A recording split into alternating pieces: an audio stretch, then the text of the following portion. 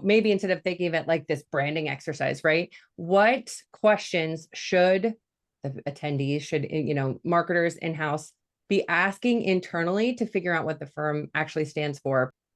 I think it's always interesting to look at what is the firm actually doing right now, because even in every case, your actions speak louder than your words. What if we say we're 100% client centric, and then we have 5-day return on regular basic email communication, as an example, like if that's part of our culture and that's allowed, those two things don't match up, right?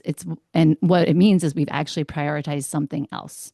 So it shows up in your operation. So I would look at a couple of things. I would look at, what are we targeting revenue wise? How do we want to grow? What do we, like I said earlier, what do we want to be known for? Why do we feel like that's unique or differentiated?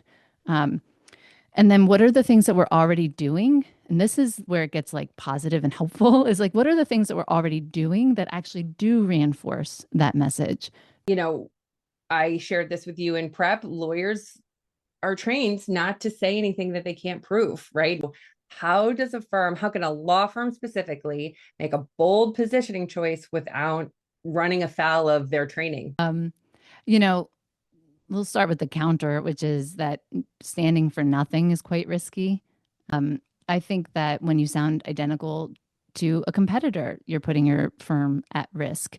So what we're asking someone to do is stand for something, mean it, and then reinforce it with integrity at every touch point. So what we're really trying to do is almost you can kind of tiptoe into it. Like what would be a comfortable stretch for our level of conservatism. And I think again that's maybe something that comes up too is like some firms are going to be much more conservative about in their approaches in general, and that's just the DNA of the firm. So what can you do with that? You have to work with that constraint. Others are like, we're ready to be modern, we're ready to show up. Great. They're still going to have the legal constraints of not being able to make a promise, but what can we do that feels yeah, more us, I guess,